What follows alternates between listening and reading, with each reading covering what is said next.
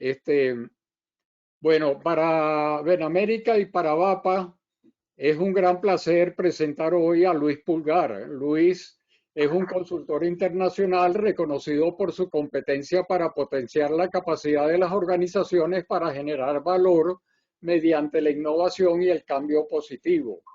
De su trabajo como consultor y asesor de alto nivel se han beneficiado más de 25 importantes empresas en 9 países de América y Europa.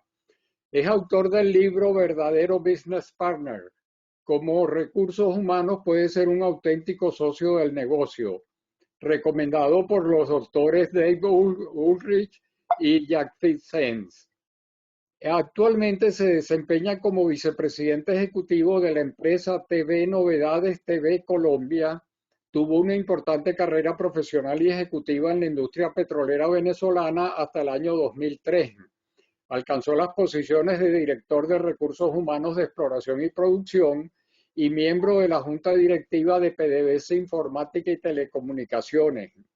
Y posteriormente fue miembro de la junta directiva del Grupo Forestal Soledad en Venezuela y del Comité Ejecutivo de Latinoamérica de NB Becker, empresa donde fue vicepresidente de recursos humanos para la región y miembros de sus equipos de liderazgo global de recursos humanos y de seguridad, higiene y ambiente.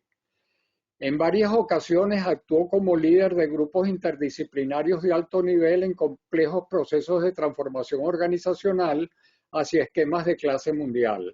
Ha sido líder de equipos de negociación, tanto en aspectos laborales como de negocios, en contratos de hasta 165 millones de dólares, focalizado en el logro de resultados ganar-ganar que procuran la utilización de indicadores de valor agregado para medir el cumplimiento de los objetivos. Es ingeniero industrial de la Universidad Católica Andrés Bello de Caracas y máster en gerencia de recursos humanos de la Universidad Rafael María Baral en Maracaibo. Ha participado en programas especializados en las universidades de Michigan, Wharton, Penn State, Cornell y MIT en planeación estratégica, recursos humanos, finanzas y gerencia del cambio. Fue presidente de la Asociación Venezolana de Ingenieros Industriales y es miembro de la Asociación para el Progreso de la Dirección en Colombia. Es profesor de posgrado en las universidades Sergio Arboleda de Bogotá y ha dictado seminarios en varias maestrías en las universidades El Externado y Uniminuto en Colombia. Anteriormente fue profesor en la Universidad Católica Andrés Bello, en la Universidad del Zulia y en la Universidad Rafael María Baral en Venezuela. Ha sido conferencista en importantes congresos profesionales en diversos países de Latinoamérica. Es autor de diversos artículos y ensayos en temas generales y de gerencia.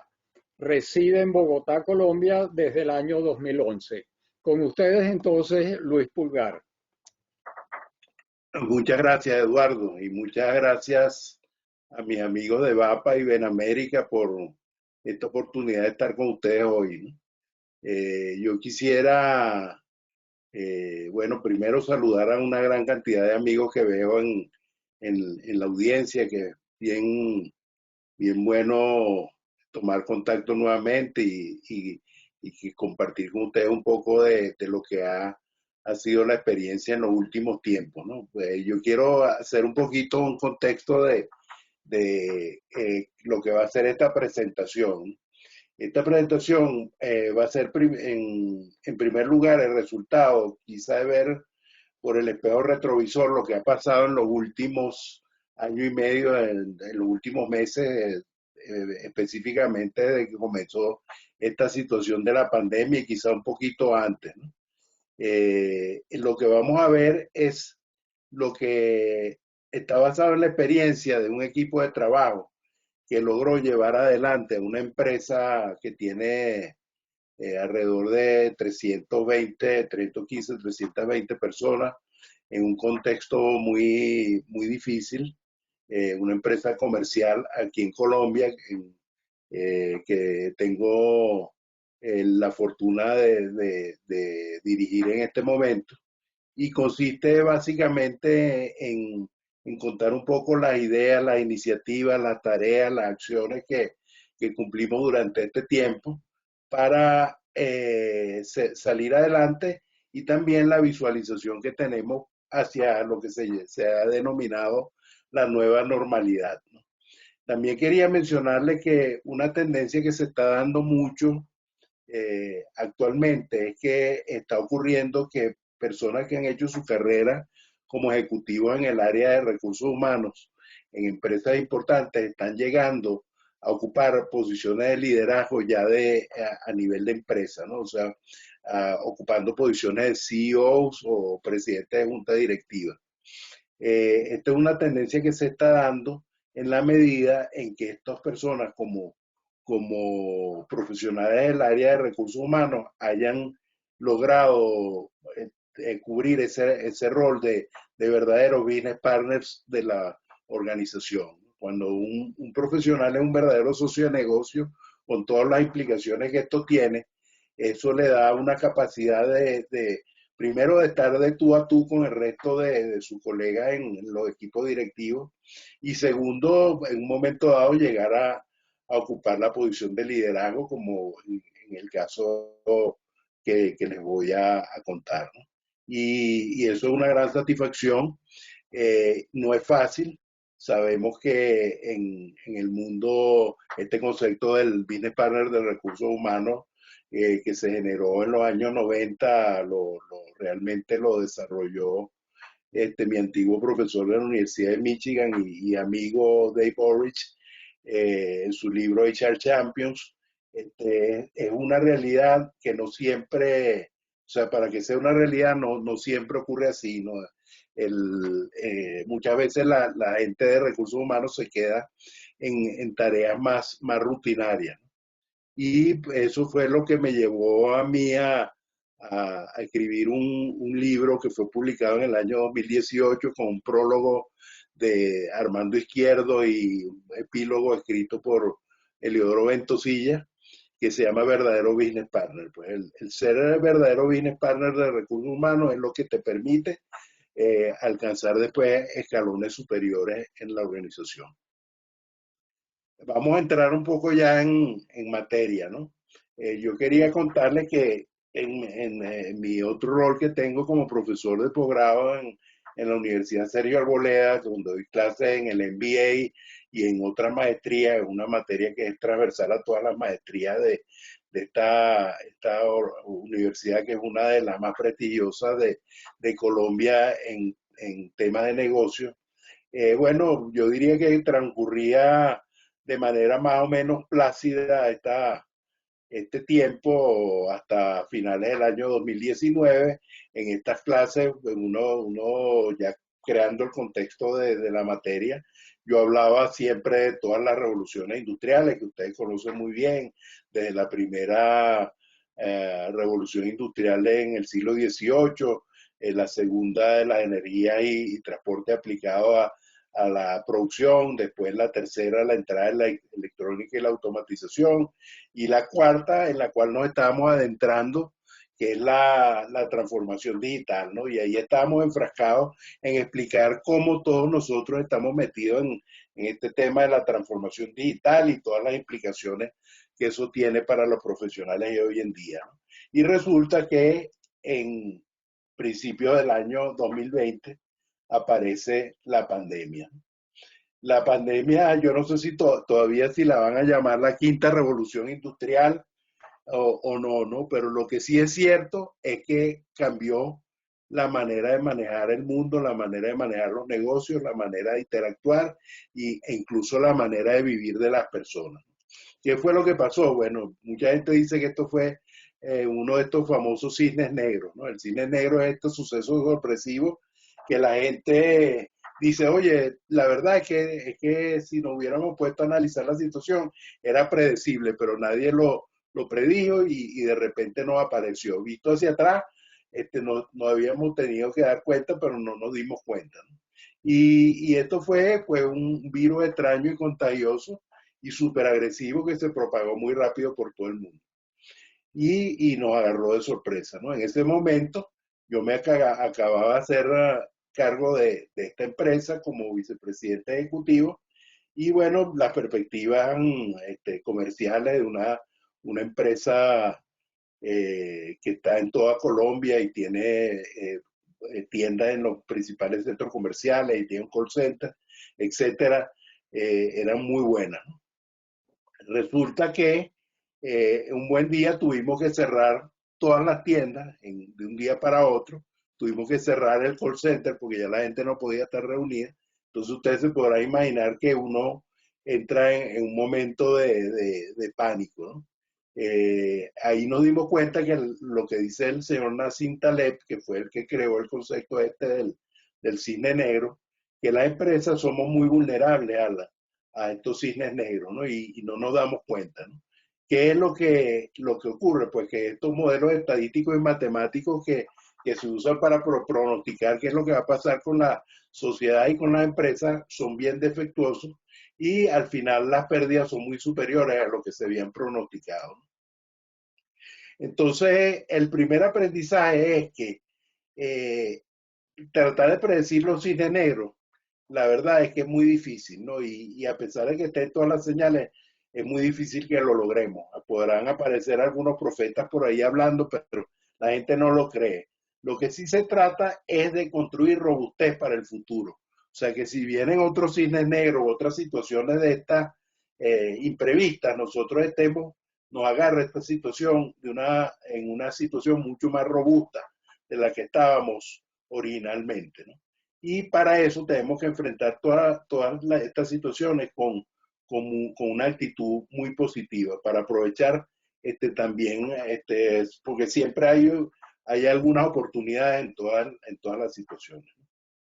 ¿Para cuál fue lo que pasó específicamente en Colombia? Pues acá la pandemia, según la Cámara de Comercio de Bogotá, hizo que cerraran más de 53.000 empresas, ¿no? Abrieron otras, pero en balance fueron muchas empresas cerradas, tantas que se perdieron 2.4 millones de puestos de trabajo en Colombia, según el diario Portafolio, que es un diario de alta reputación por su credibilidad en el mundo empresarial acá en Colombia. Sin embargo, en esta situación hubo empresas que pudieron mantener su plantilla de colaboradores sin variación, que cumplieron sus obligaciones laborales y contractuales, que incluso han mejorado su imagen y reputación con los accionistas, clientes, proveedores, con sus propios colaboradores o trabajadores y con la comunidad. Y lo que nosotros nos arreglamos es para hacer todo lo necesario para convertirnos en una de estas empresas. Acá lo que vamos a ver es cómo logramos esto. La respuesta en primera instancia tiene que ver con un tema que todos ustedes conocen muy bien y que lo hemos trajinado a lo largo de muchísimos años, lo que tuvimos nuestra larga experiencia en la industria petrolera venezolana, sabemos muy bien de qué se trata, incluso en otras empresas, que es el tema del liderazgo, ¿no? El liderazgo es fundamental y aquí se hizo muy patente esto. Sin embargo, no estamos hablando de un liderazgo común y corriente o un liderazgo tradicional. Estamos hablando de un verdadero liderazgo basado en valores. ¿Y por qué llegamos a esta conclusión de que aquí sí de verdad era importante que el liderazgo basado en valores se hiciera una realidad y no fuera simplemente un postulado de esto idealista de lo que siempre hablamos en los cursos de gerencia, de que tenemos que basarnos en los valores? ¿Por qué tenía que ser algo tangible, algo real? Porque resulta que en la nueva realidad los límites del trabajo ya no son la pared de la oficina. Estas paredes de la oficina no existen. Entonces, la única pared que va a contener a la empresa, va a contener el comportamiento de los trabajadores, tienen que ser las paredes de los valores.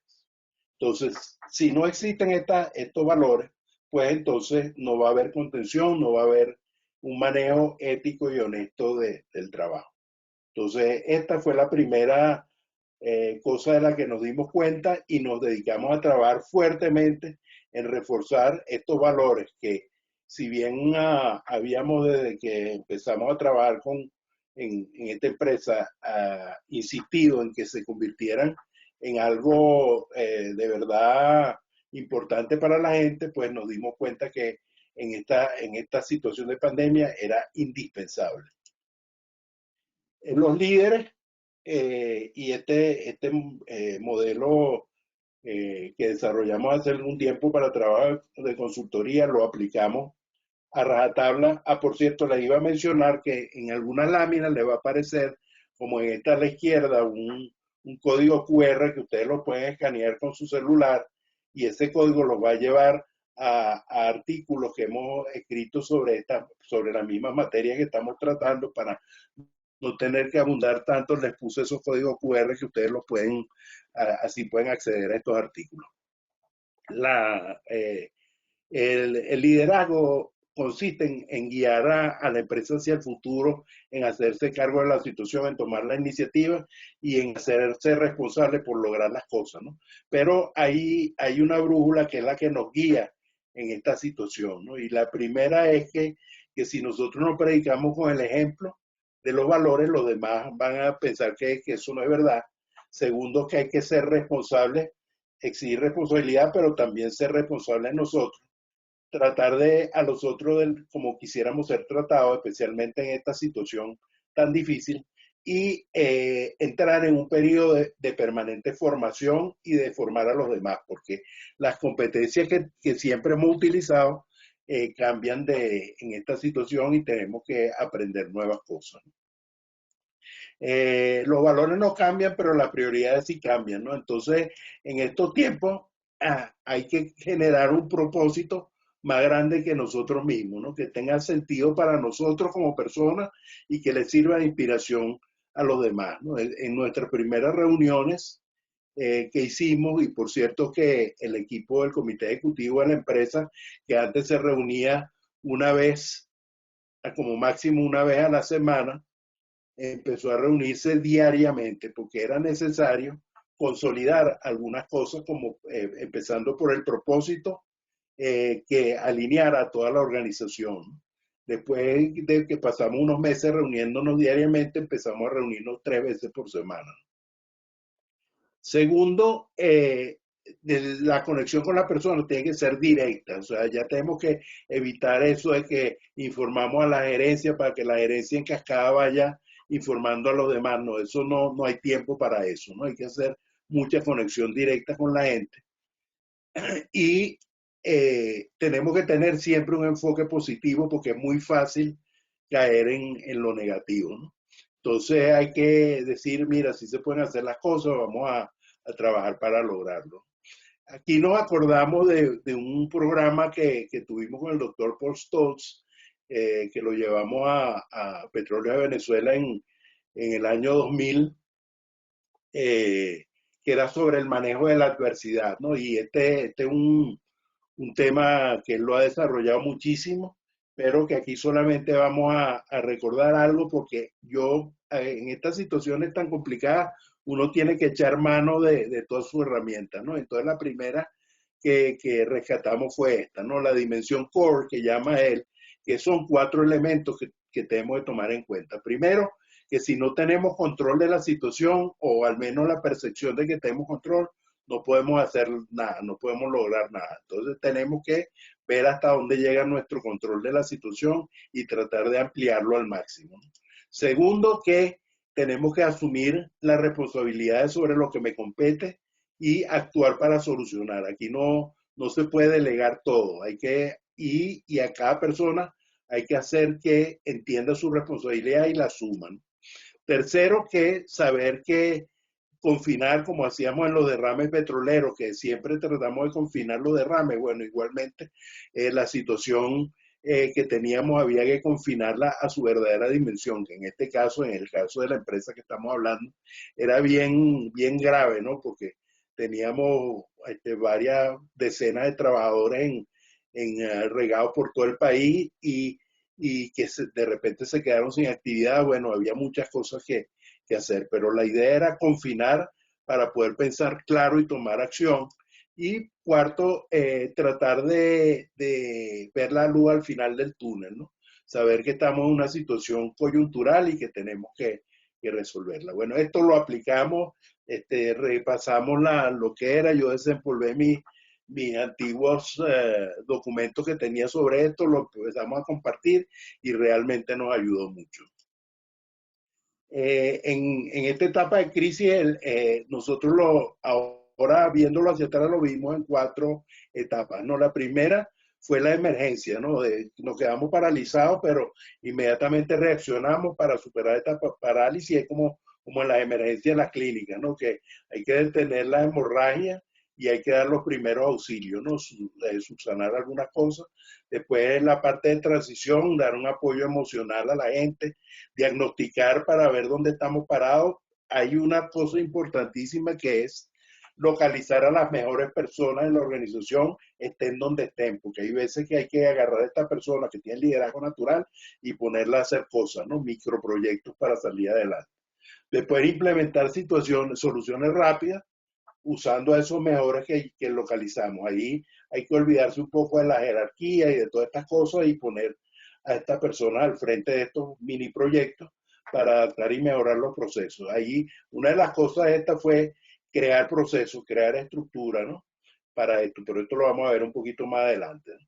Y después entonces pues, empezarnos a preparar para esta nueva normalidad. Ahora, ¿qué significa nueva normalidad? Vivir normal en una nueva realidad. O sea, decir normalidad es que vivimos, entre comillas, normales en una realidad diferente a la que estábamos antes. Dicho esto, entonces tenemos que concluir de que no es una nueva normalidad, son dos nuevas normalidades. Porque ahorita durante la pandemia tenemos que vivir normal en la pandemia. Y mientras no se termine la pandemia, tenemos que vivir en esta normalidad. O sea, tenemos que tener una normalidad para vivir en la pandemia. Y cuando se considere que terminó la pandemia, entonces tenemos que tener ya otra normalidad. Para que una normalidad se pueda considerar como tal, tiene que ser sustentable mientras sea necesario. O sea, esta normalidad que estamos viviendo en la pandemia tiene que ser sustentable. Todos los procesos, todos los procedimientos, todas las responsabilidades que se asumen durante esta etapa tienen que ser sustentables mientras sea necesario. Igualmente hay que adaptarse lo antes posible al futuro sin olvidar la preparación para la siguiente etapa, que es la segunda nueva normalidad. ¿Cuál es la acción que empezamos a tomar? Pues yo aquí sí lo asimilé a este modelo que habíamos desarrollado del verdadero business partner de recursos humanos, que tiene tres vectores de trabajo. El primer vector es la aproximación al negocio. O sea, nosotros tenemos que ver cómo funciona el negocio y sus interacciones con el ambiente de negocio y conocerla muy bien para poderla manejar en esta nueva situación.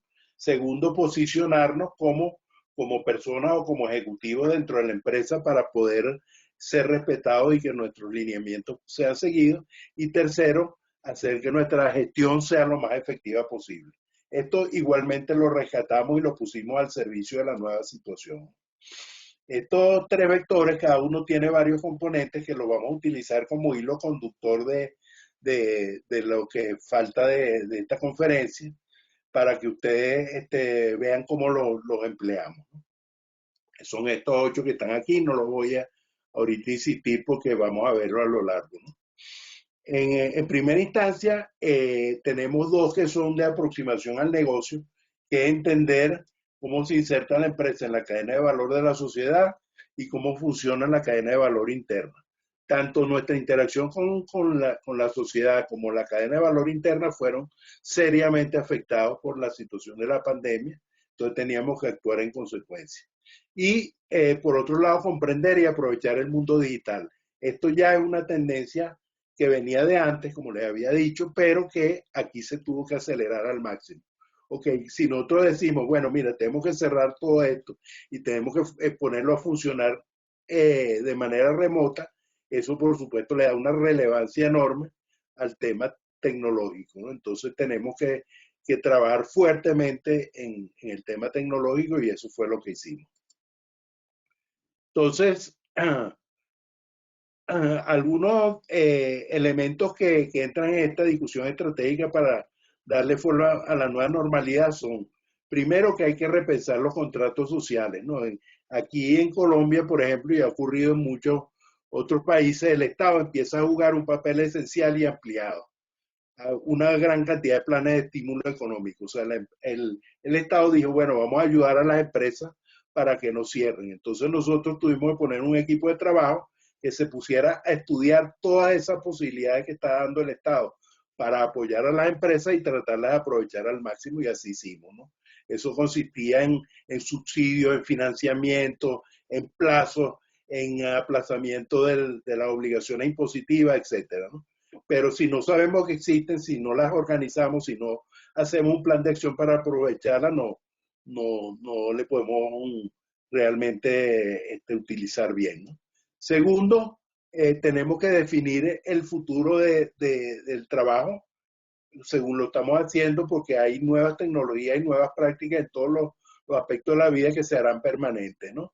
Y en esto ocurre mucho con nuestros colaboradores que están trabajando desde su casa, cómo los apoyamos para que ellos puedan organizarse mejor, ¿no? Porque todos están, también no son solo ellos, sino su familia, ¿no? Después hay que movilizar los recursos rápido, aprovechar los recursos que está moviendo la sociedad.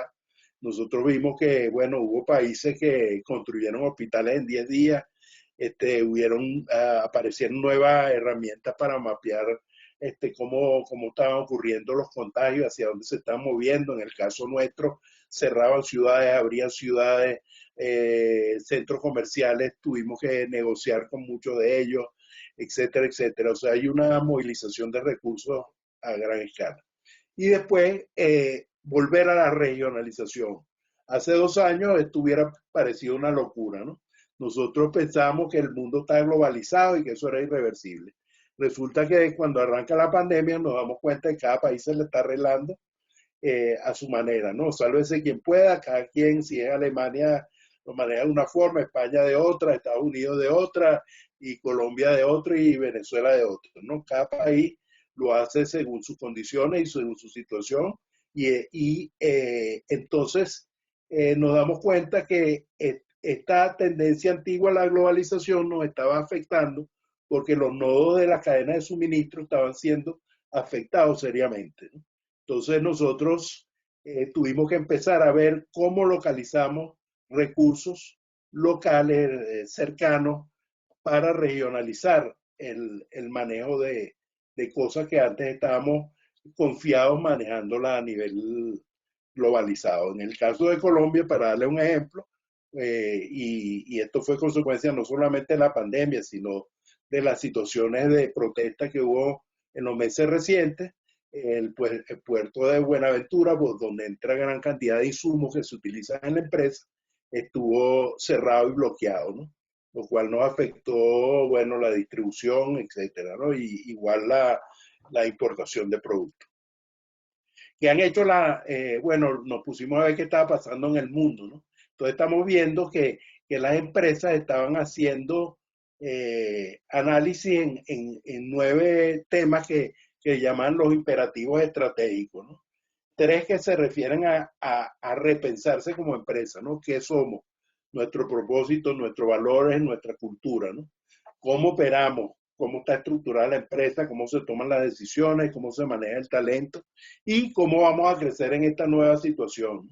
En este ecosistema de empresas que tenemos, ¿cómo se va a manejar el tema tecnológico y el tema de aprendizaje? Entonces ustedes ven aquí en este gráfico que muchas empresas estudiaron su propósito, de estas grandes empresas que se estudiaron, el 83% repensaron su propósito a fondo, no, otros manejaron sus valores o están pensando en manejarlo, que es el área gris esta que está acá, si no lo están haciendo, que es el área negra, lo están pensando hacer, y otras están tomando ya también medidas audaces en cuanto al cambio cultural o haciendo planes pilotos, ¿no?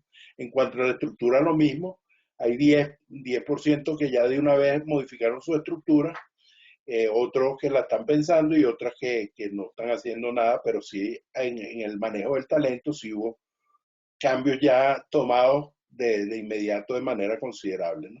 Yo diría que en nuestra empresa, donde estamos trabajando ahora, nosotros estamos en este 10%, ¿no? Hicimos algunos cambios estructurales y algunos cambios en la manera de tomar decisiones y manejar el talento de inmediato.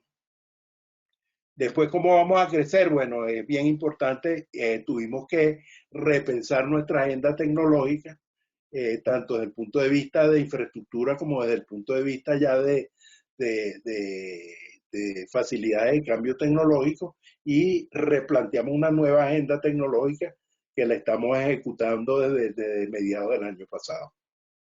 Igual el tema de aprendizaje. El trabajo híbrido también llegó para quedarse, ¿no? Esto que vamos a ver es información de 100 altos ejecutivos que son de empresas muy importantes de Estados Unidos, Latinoamérica y Europa y Asia sobre este tema, ¿no? Y entonces usted aquí lo más resaltante es ver que si antes el 99% del trabajo se hacía más del 80% en la oficina, ahora en el futuro va a ser apenas el 10%, ¿no? Y lo demás va a ser casi todo trabajo híbrido, a excepción de un 3% que va a ser 100% remoto. O sea que estamos enfrentándonos a una nueva situación en la cual vamos a tener un grueso de trabajo híbrido, en el cual la gente va a estar trabajando parte de su tiempo en la casa y parte de su tiempo en la oficina, pero una mínima parte de su tiempo. De hecho, nosotros hemos estado pensando incluso en reducir la cantidad de oficinas físicas que tenemos, y tomar algunas medidas así para ahorro. Los roles del equipo directivo cambian, ¿no? Y aquí esto sí fue una conclusión a la que llegamos temprano, y nos pusimos unas tareas como equipo directivo bien importantes, ¿no? La primera es que tenemos que tener un monitoreo permanente de la realidad para poderla analizar críticamente, ¿no? Y esto tiene que ser compartido, porque cada quien agarra una parcela de la información, y entonces en todo el equipo tenemos que compartirlo para entender la realidad lo mejor posible, ¿no? Segundo, tenemos que privilegiar nuestra responsabilidad social, empezando por nuestros propios trabajadores, ¿no? En una situación en donde nos tenemos que ayudar los unos a los otros, es importantísimo que privilegiemos esta situación. Después, los equipos tienen que volverse súper ágiles, súper multifuncionales y empoderados. O sea, no podemos estar con esas divisiones de áreas, etcétera, ¿no? Tenemos que encomendar misiones específicas, muy focalizadas, sensibilizarnos para eliminar la burocracia y la microgerencia. Buscar acceso a expertos y consultarlo. Esto lo hicimos específicamente en algunos temas muy puntuales, y dijimos, bueno, mira, ¿para qué vamos a estar inventando? Vamos a buscar quien sepa de esto, que nos ayude, y lo hacemos, ¿no? Y hacer paradas de aprendizaje frecuentes, tanto para los éxitos como para los fracasos, ¿no? Para las situaciones donde hayamos tenido problemas, ¿no? Analizamos la situación, oye, ¿por qué fuimos tan exitosos en esto? Vamos a ver desde el punto de vista de gerencia, desde el punto de vista de procesos, desde el punto de vista del resultado, qué fue lo que hicimos bien, y para ver si lo replicamos, ¿no? Por último, no podemos olvidar que estamos trabajando para unos stakeholders, entonces tenemos que seguir generando resultados de valor agregado para todos estos grupos de interés. Aquí ya voy a mencionar qué es lo que debe hacer específicamente el área de recursos humanos, bien entendida como Business Partner. Y aquí a la derecha tienen otro código QR que si quieren lo pueden escanear, que lo va a llevar a un artículo que se llama La indispensable propuesta de valor, ¿no? Hay que ser, el área de recursos humanos se tiene que concentrar mucho en lograr que la fuerza laboral sea ágil y de respuesta rápida. Allí hay dos áreas importantísimas para trabajar. Una, conseguir la gente adecuada si no la tenemos, ¿no? Y de hecho tuvimos que conseguir 4 o 5 ejecutivos puntualmente que nos ayudaran en áreas donde no teníamos la competencia, ¿no? Y por otro lado, enseñar a todos a este tema de la agilidad y la respuesta rápida, con entrenamiento. Pues sí, ahí, bueno, una de las cosas, para darles un ejemplo, Nosotros antes, si íbamos a levantar un proceso, usábamos a alguien que nos ayudara a hacer el levantamiento del proceso. Ahí cambiamos totalmente eso y lo que dijimos es, bueno, vamos a hacer un entrenamiento para que todos los gerentes y todos los supervisores sepan levantar procesos. En una semana le dimos el entrenamiento y un trabajo de levantamiento de procesos que nos íbamos a tardar a lo mejor 2 años en hacer, lo hicimos en mes y medio, gracias a que todo el mundo se convirtió en analista de procesos. Después, conectar a las personas clave para asegurar la alineación organizacional y facilitar el acceso a las capacidades y conocimientos dentro de la organización y sus redes, ¿no? O sea, aquí no hay nada secreto, el que sabe, sabe, esté donde esté, hay que utilizarlo, ¿no? Entonces dijimos, bueno, ok, vamos a organizarnos. ¿Para qué nos vamos a organizar? Bueno, porque hay que rápidamente construir una gobernabilidad y un sentido de pertenencia en esta situación que estamos viviendo para generar compromiso, ¿no? Entonces, primero hay que adaptar la estrategia a la nueva situación, ¿no? Entonces, diagnosticamos cuáles eran las capacidades que teníamos y las que no teníamos para ver cómo nos dotábamos, ¿no? Había que tranquilizar a todos los stakeholders, especialmente a los clientes que creían que no le íbamos a cumplir, los accionistas también estaban preocupados por una cantidad de cosas, los trabajadores estaban súper preocupados, entonces desarrollar una política comunicacional mucho más efectiva, reducir costos y trabajo superfluo de inmediato, aprovechar las nuevas oportunidades, ¿no? Hay que dejar muy claro desde el principio quién decide qué, cómo va a ser la logística, cómo opinar y cómo contribuir. O sea, porque aquí hay que recuperar mucho lo que puede la gente opinar, que normalmente no lo hace tan fácilmente, ¿no? Entonces, ¿cómo creamos esos mecanismos, esas vías para que la gente pueda contribuir? Después, saber que tenemos que seguir trabajando desde cualquier lugar, entonces tenemos que perfeccionar las normas de seguridad. El Estado nos dio una serie de, un marco normativo de lo que llaman la, la bioseguridad, pero tenemos que perfeccionarlo, establecer nuevos patrones de procesos y rutinas para que la gente sienta que está trabajando normalmente, ¿no? Eso es lo que llamamos la primera nueva normalidad. Después hay que las herramientas de tecnología que en el arranque fueron, las armamos para tener una reacción rápida, después hay que irlas perfeccionando y capacitar a la gente para el trabajo colaborativo remoto permanente. ¿Por qué? Porque, bueno, la gente trabaja desde el comedor de su casa, desde una mesita, desde su cuarto donde duerme, mientras tanto los hijos están en la escuela remota, mientras tanto el esposo o la esposa están en su trabajo también, están compartiendo todo internet, entonces tenemos que ver cómo ayudamos a la gente a que tenga un internet de mayor cobertura para poderle dar cupo a todas estas cosas, etcétera, etcétera. ¿Y qué es lo que queremos finalmente? Bueno, generar el compromiso de la gente. Aquí también rescatamos un modelo que habíamos desarrollado hace mucho tiempo. ¿Cómo hacemos? Y lo aplicamos y se lo enseñamos a todo el mundo para decir, mire, esta es la forma como nosotros podemos hacer que la gente se comprometa. Primero, dándole toda la información veraz y clara que necesiten, ¿no? Segundo, que los deje que expresen su opinión. Tercero, que esa opinión de verdad la tomemos en cuenta, ¿no? Y la consideremos. Después, cuarto, que tú a la gente la hagas responsable, ¿no? Aquí no hay nadie pasivo, todo el mundo tiene que tener una responsabilidad por parte del proceso, pero para que tú puedas asumir esa responsabilidad, como decíamos antes, en la industria petrolera es responsabilidad, autoridad con responsabilidad y con recursos, ¿no? Tenemos que darle a la gente todo lo que necesite para poder asumir la responsabilidad, siempre darle información de cómo van las cosas, cómo va la empresa, cómo vamos solucionando los problemas, cómo están todos, cómo está la situación de la gente, etcétera, ¿no? Yo quiero que sepa que no fue fácil, ¿no?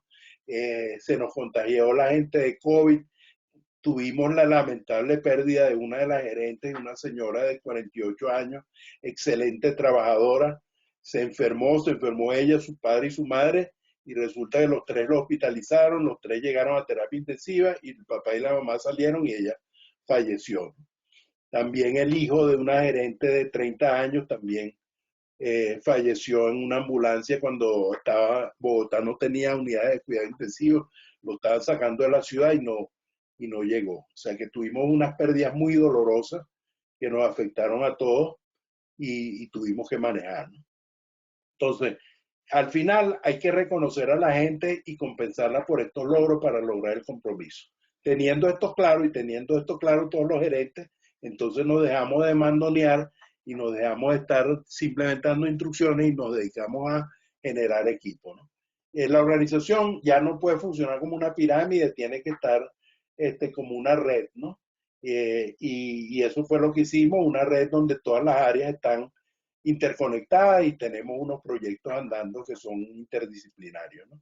Hay 4 pasos para crear esta red de equipo rápido. Una es arrancarlo y organizarlo y darle su capacidad sobre la marcha, poner líderes con competencias de solución de problemas y toma de decisiones, quitarse del medio para dejarlos trabajar, ¿no? Actuar como, más que nada, como catalizadores y coach de estos equipos, no hacer microgerencia, hay que quitarse esa tendencia a estarle haciendo el trabajo a la gente.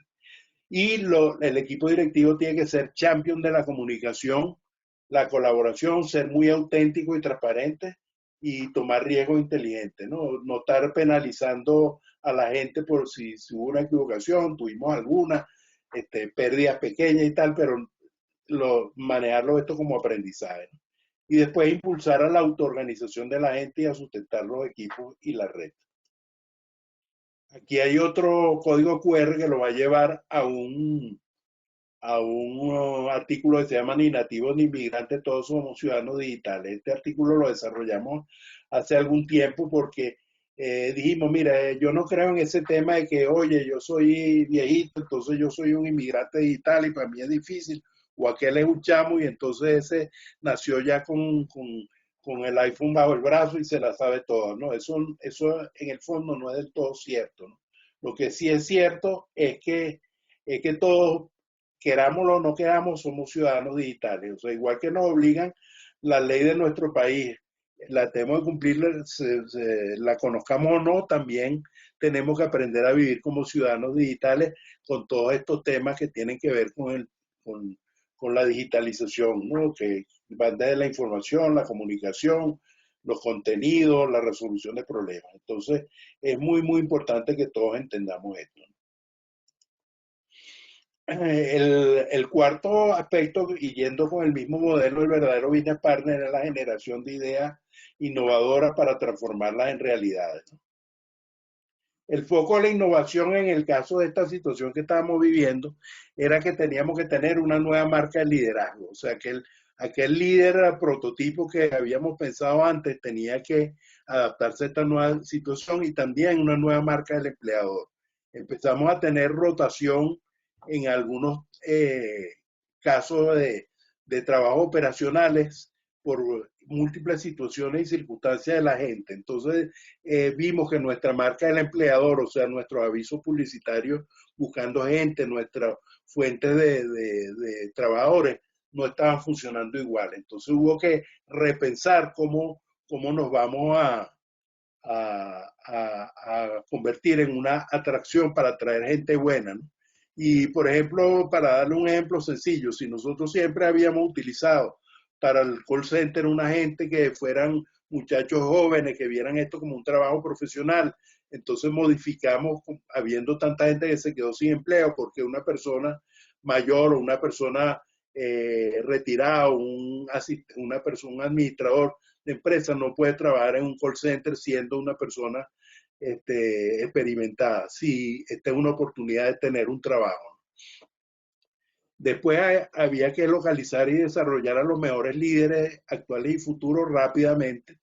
Y para esto, modelar unos ciertos comportamientos, ¿no? Primero, demostrar un optimismo siempre conservador, ¿no? Pero basado en las acciones que estamos tomando, informarle a la gente, mira, estamos haciendo esto para lograr esto. Y eso nos permite tener un cierto optimismo.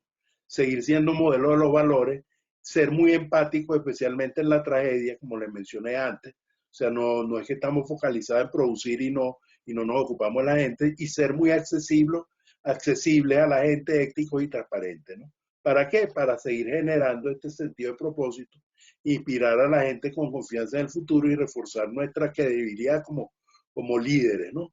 Si la gente ve que nosotros estamos montados en el mismo barco, estamos trabajando duro, si hablamos de los valores y los cumplimos, etcétera, vamos a reforzar nuestra credibilidad. Por supuesto, tuvimos que buscar algunos miembros de equipo de alto desempeño. Yo diría que 3 o 4 ejecutivos que no teníamos, los conseguimos y los incorporamos y ha sido un resultado excelente. Diseñamos los procesos, como les dije, convirtiendo a todos los gerentes en analistas de procesos y dándoles herramientas de análisis. Ahora, hay 6, yo digo que son 6 cosas que tenemos que hacer todo el tiempo. Escuchar, escuchar, escuchar y facilitar, facilitar, facilitar. O sea, yo le digo a la gente, mira, mi trabajo como vicepresidente ejecutivo es facilitarte a ti tu trabajo, ayudarte a que tú puedas hacer tu trabajo mejor. Y el trabajo de ustedes como vicepresidente es a cada una de sus áreas de trabajo facilitarle su manera de trabajar, ayudarlo, conseguirle recursos. Ese es su trabajo. Y no es solamente que sea su trabajo, sino que hay que decírselo a la gente para que la gente sienta que puede acercarse a uno y pedirle, mira, ayúdame, ayúdame a hacer mejor mi trabajo. Y no el mandoneo y las órdenes, etcétera, tradicionales. El otro aspecto es retar a la dirección, ¿no? Decirle a la gente, mira, yo no soy el dueño de la verdad. Yo necesito que ustedes, si consideran que las cosas se pueden hacer mejor, me lo puedan decir, ¿no? Para esto yo tengo que darle, primero tener credibilidad, ¿no? Y que la gente que me va a retar también tenga credibilidad, que tengan ascendencia, o sea, que cuando digamos, mira, el gerente tal va a hablar, vamos a escucharlo porque es una persona que realmente tiene argumentos eficaces, innovadores, que plantea muy bien su punto de vista de una manera efectiva y además todos tenemos que actuar con resiliencia, perseverancia y buen manejo de la adversidad y para eso nos apoyamos mucho en el modelo que les mencioné antes del doctor Paul Stolz. En el caso de la gente de recursos humanos, puede tener influencia en la estrategia y en los líderes, ¿no? Y tanto en la estrategia como en los líderes hay 2 vertientes, la influencia que tú puedes tener en la gente, en los individuos como tales, y la influencia que puedes tener en la organización o en los aspectos organizacionales. Entonces esto hay que tenerlo muy claro para que cualquier reto que nosotros vamos a hacer a la dirección sea con esos objetivos. Después tenemos que seguir trabajando bien, ¿no? Como cuando digo ahí, crear y aplicar un modelo atractivo en la gestión de recursos humanos. Es que yo no puedo ser el gran persona de recursos humanos, verdadero business partner estratégico, y sin embargo, cuando la gente va a buscar su beneficio, va a buscar su atención médica, no le funciona, o va a sacar una carta de trabajo, se tardan 3 días en hacérselo. Eso no puede ser, ¿no? Yo tengo que ser súper eficiente en el día a día del trabajo para que de verdad mi parte estratégica tenga credibilidad, ¿no? Entonces, si nosotros tenemos que, y este es un esquema didáctico que utilizamos en las clases, recursos humanos hace todas estas cosas que dicen ahí, ¿no? Tiene una serie de servicios tácticos y una serie de servicios estratégicos, pues todos estos servicios tienen que funcionar bien y seguir funcionando bien, no importa que estemos en pandemia. Ahora, en esta situación, nosotros tenemos que concentrarnos mucho en lo que estos temas estratégicos, porque son lo que más impacto tienen en este momento. El verdadero business partner de recursos humanos en esta nueva normalidad tiene que trabajar para que la organización sea ganadora. O sea, el cliente, eso que decíamos antes, no, que el cliente de recursos humanos son los trabajadores de la empresa, no. El cliente de recursos humanos son los clientes de la empresa. Es el ambiente donde trabaja la empresa. Entonces, el recurso humano, igual que, y eso se aplica también a tecnología de información. Muchas veces el área de tecnología de información trabaja para sí mismo y no trabaja para que la empresa sea ganadora. O sea, esto del business partner se aplica a todas estas organizaciones, ¿no?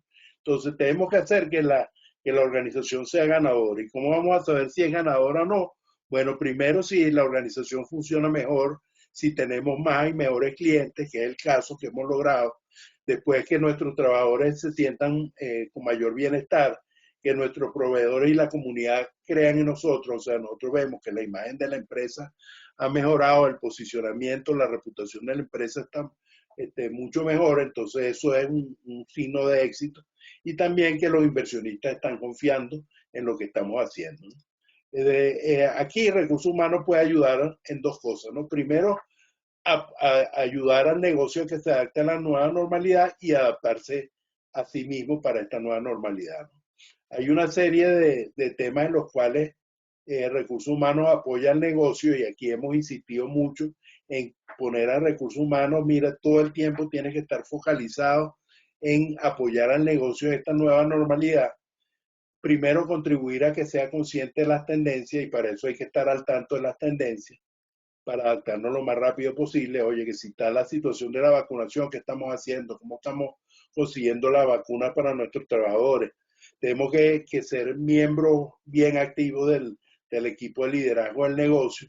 Tenemos que estar actualizando las propuestas de valor para los grupos de interés, o sea, las propuestas de valor que teníamos hace 2 años para nuestros clientes, nuestros proveedores, nuestros accionistas, nuestros trabajadores, incluso para la comunidad, ya no pueden ser las mismas, hay que actualizarlas, ¿no? Y tenemos que promover que estos equipos multifuncionales funcionen, ¿no? Ahí el área de recursos humanos que funciona bien tiene la capacidad de ser muy facilitador, ¿no? Incluso facilitador de las reuniones multifuncionales, etc. ¿Para qué diseña recursos humanos un cambio en su propia organización? Primero, para maximizar la eficiencia, hacer lo más efectivo posible innovando. Hemos tenido que innovar en muchas cosas. Por ejemplo, una de las primeras cosas que tuvimos que hacer fue una política para el trabajo remoto que nos funcionó muy bien desde el principio. Después, asegurar la disponibilidad del apoyo y la información. Ahorita nosotros contamos de que este apoyo está siempre disponible, entonces tenemos que asegurar de que esto sea así en verdad, ¿no? Y ya los horarios de trabajo ya están muy relajados, ¿no? Y estamos trabajando prácticamente todo el tiempo. Y hay que hacer que haya una gran conectividad entre los conocimientos y las experiencias. Aquí entramos en este famoso caso de la evolución cultural y aquí vamos a hacer una combinación de lo que hicimos con el tema conceptual, ¿no? Decimos que la cultura como raíz del árbol es lo que nos identifica ante nuestro grupo de interés. O sea, si una persona trabaja en una organización, se quiere sentir parte de esa cultura, ¿no? Tiene que ser un ADN, no ser simple enunciado y sobre todo tiene que ser una cultura que nos sirva para ganar en el ambiente de negocio. Entonces tenemos que examinar si nuestra cultura que nos servía hace 2 años para ganar nos está sirviendo ahora o no. De hecho, no, hay que hacer algunos ajustes, ¿no?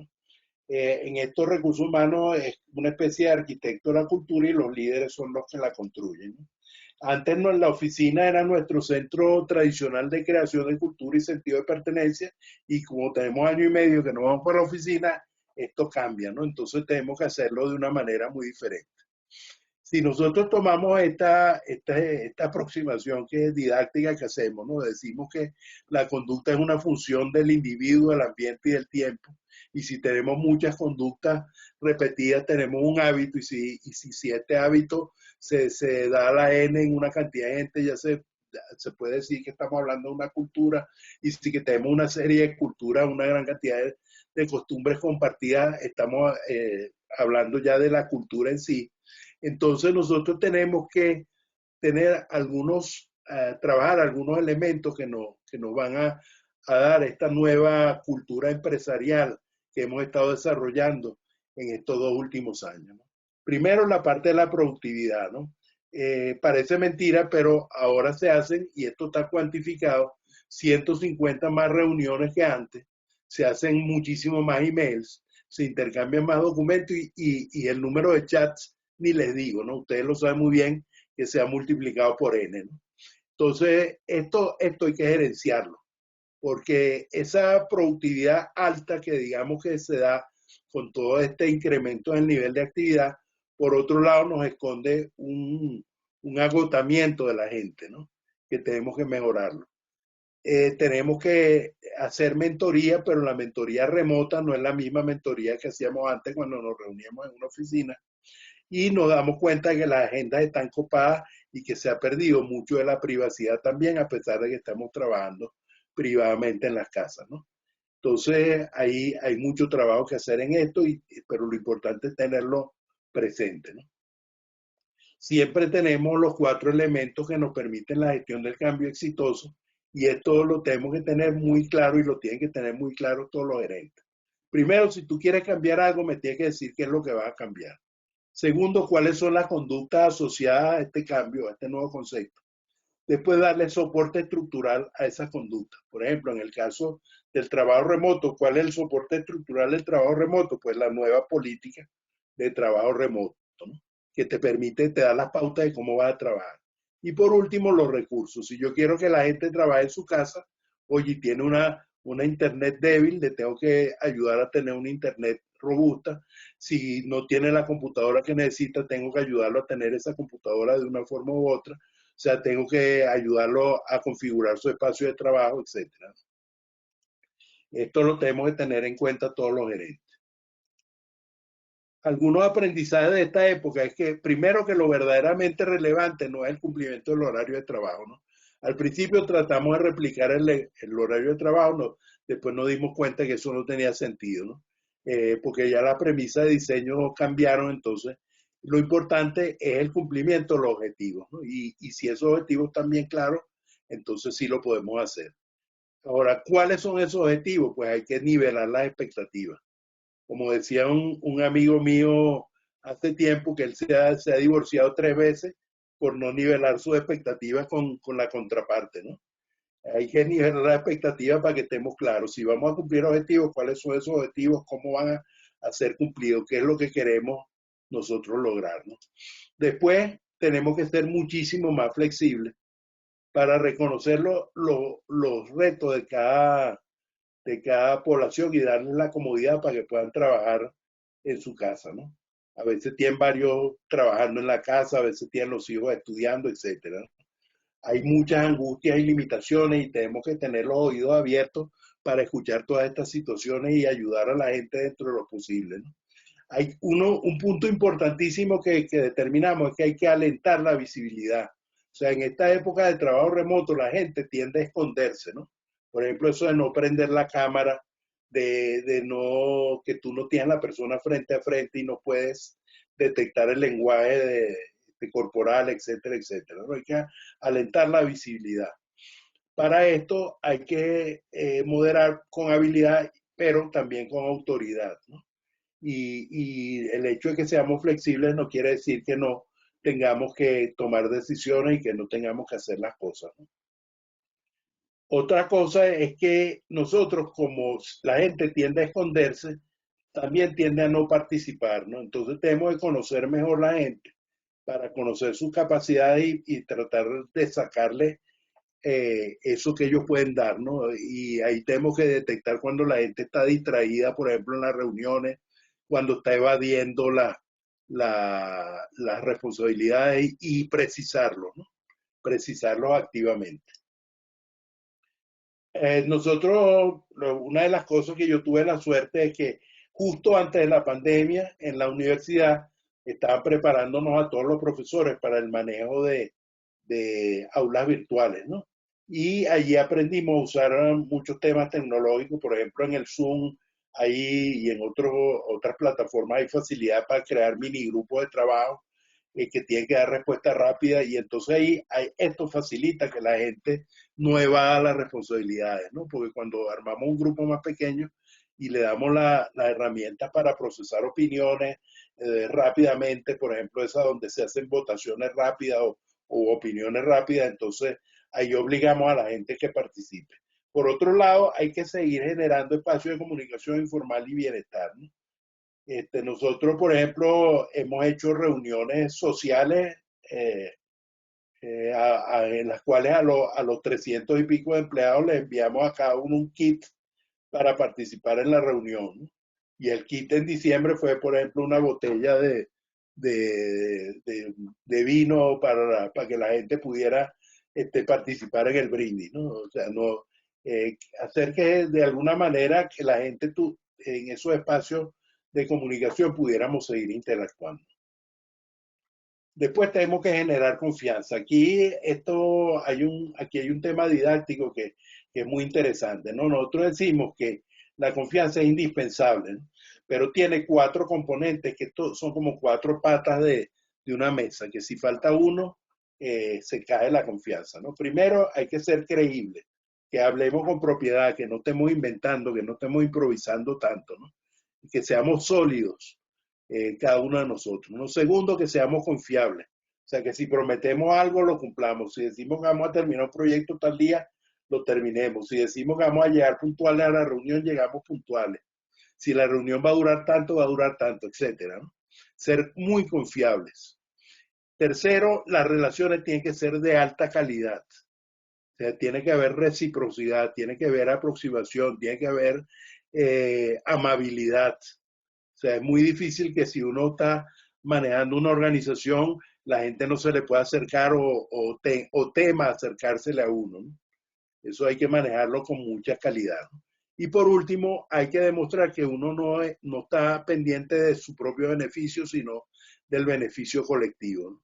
Entonces, fíjense cómo aparece en esa ecuación, el egocentrismo me tumba la confianza, la credibilidad, la confiabilidad y las relaciones de calidad me aumentan el nivel de confianza.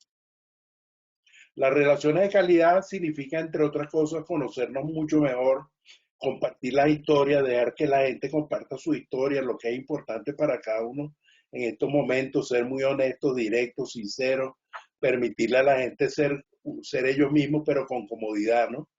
Y hay que respetar la dignidad y tener mucha justicia, sobre todo en el manejo de los conflictos que también se presentan, ¿no? Pero resolverlos, no dejar que se sigan latentes allí. La red eficaz es importantísima más en esta oportunidad, ¿no? Aquí tenemos otro código QR que va a un artículo que tiene que ver con la importancia de las redes, ¿no? Yo considero que el networking es la competencia fundamental de todo profesional hoy en día y ahora más que nunca, ¿no? Tenemos porque cuando nosotros llegamos a una empresa, llegamos nosotros con nuestro conocimiento y con lo que podemos accesar a través de nuestras redes, ¿no? Entonces, es bien importante que nosotros sepamos que podemos acceder a información, a tecnología, a herramientas, a más presupuesto, asesoramiento, a contactos, etcétera, ¿no? Y capturar el valor que está relacionado con esos recursos. Eso te ayuda muchísimo. Hay que incluir contactos de todo tipo y el mantenimiento de una red no es sencillo, ¿no? Para mantener una red, hasta una red de chisme en WhatsApp, es importante el manejo de la confianza y la reciprocidad. Si uno es miembro de red y la gente no confía en uno, no funciona como miembro de red.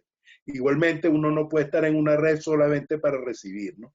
Tiene que también dar, ¿no? Y estar dispuesto a dar.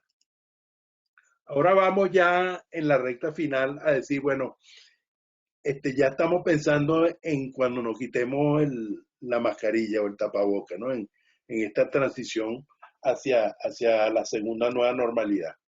Aquí una de las cosas que tenemos es aprender a vivir entre los temores, ¿no? Y la esperanza. Como en este estudio que hizo Forbes, que por cierto se aplica a México, ¿no? Pero yo creo que es extrapolable a cualquiera de nosotros. Vemos que la gente tiene una serie de temores en regresar a la normalidad, ¿no? Por ejemplo, que todavía sigue teniendo temor de contagiarse, que el tráfico va a ser, oye, antes yo pasaba hora y media en el tráfico o 2 horas al día en el tráfico, eso me lo quité encima, ahora lo voy a tener otra vez. Yo no voy a poder administrar mi tiempo, no quiero regresar, el Zoom que era tan chévere ya no lo voy a tener. Oye, pero por otro lado voy a ver a mis compañeros otra vez en la oficina, yo me voy a poder concentrar mejor. Vamos, los equipos de trabajo van a ser como antes, quizás. Bueno, y así sucesivamente. Algunos que tienen sus mascotas que han estado con ellos todo el tiempo y no hablemos de la mascota, ¿no? La familia, los hijos ahora van a estar otra vez en cierta forma alejados y hasta el miedo de que la ropa ya no les quede. Entonces, es una mezcla de sentimientos en la cual tenemos que vivir, ¿no? ¿Qué pienso, qué pensamos que debemos hacer como personas en esta etapa? Bueno, primero tenemos que manejar nuestras propias emociones, ¿no? El miedo, la ansiedad y la incertidumbre no son solo de nuestra gente, son de nosotros también. Ahora, si la gente ve que sus líderes están asustados o están en una incertidumbre, se podrá imaginar cómo se van a sentir, ¿no? Entonces tenemos que manejarlo muy bien. Segundo, la zona de confort se acabó, tenemos que aprendernos a adaptar rápido, ya lo aprendimos un poco a la fuerza en este tiempo. Bueno, tenemos que saber que esa va a ser la pauta de ahora en adelante. Tercero, que el distanciamiento social, el estrés y las relaciones no van a ser igual que antes, por lo menos un tiempo largo. Yo estaba leyendo que en pandemias anteriores, bueno, fueron larguísimos los tiempos, ¿no? Hubo una pandemia que hubo hace algunos siglos que realmente para que se pudiera considerar que desapareció pasaron 50 años, ¿no? En la peste que hubo hace un siglo, que llaman erróneamente la gripe española, eh, también se tardó varios años en diluirse. Lo que pasa es que la gente no se acuerda, ¿no? Y así va a ocurrir en este caso. Entonces tenemos que saber seguir manejando esta situación. Igualmente la vida familiar, ¿no? La educación, las otras actividades, tenemos que equilibrarlas con nuestra actividad de trabajo. Seguir modelando los valores, especialmente la resiliencia y la capacidad de aprender, que ahorita tiene que ser infinita, ¿no? Y por último, quería compartirle un modelo que uso desde mis tiempos de PDVSA, que siempre me gusta recordarlo, ¿no? Que es que para nosotros ser exitosos tenemos que estar en armonía con 5 aspectos fundamentales de nuestra vida, ¿no? Primero, el ego, o sea, que cuando nos veamos en el espejo nos sintamos bien con esa persona que estamos viendo ahí, sepamos que estamos cumpliendo con lo que se espera de nosotros y estamos haciendo lo mejor posible. Segundo, con la familia, bien sea nuestra pareja, nuestros hijos o nuestros demás familiares, o hay gente que no tiene familia directa, pero tiene unos amigos que son como su familia o su familia elegida. Hay que estar en armonía la familia, ¿no? Esto es algo que en esta época de pandemia a veces ha sido para mejor y a veces ha sido difícil, ¿no? Pero sin duda ha sido diferente. Entonces tenemos que seguir manejando, porque si no estamos en armonía con nuestra familia, es difícil que nos podamos concentrar en hacer bien nuestro trabajo. Tercero, ese mismo trabajo, oye, que nosotros nos levantemos todos los días con ganas de ir hacia nuestra actividad, porque si nos levantamos pensando que desgracia que tengo que ir a trabajar en eso, la verdad es que es mejor que busquemos otra actividad, ¿no?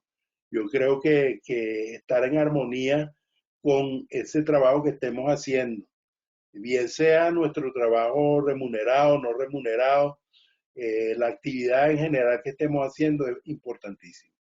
El tema de la comunidad ahorita tiene unos ribetes fundamentales, ¿no? Como decía Peter Drucker en uno de sus libros, que creo que era New Realities, hablaba del tema de que los dinosaurios vivieron en la Tierra 400 millones de años y se extinguieron prácticamente de manera repentina, ¿no? Los seres humanos, desde que se paró el primer mono a caminar en 2 patas hasta el día de hoy, apenas han pasado 3 millones de años. O sea que en el tiempo que vivieron los dinosaurios, nuestra civilización ha podido aparecer y llegar al nivel de desarrollo que tenemos ahorita y desaparecer más de 100 veces. O sea, el mensaje es que somos muy frágiles, lo hemos demostrado con la pandemia, ¿no? Yo a veces, yo vivo en un sitio que estoy rodeado de un bosque, ¿no? Y veo ese bosque y el bosque está igualito a como estaba antes de la pandemia. O sea, para los animales y para las plantas que están ahí,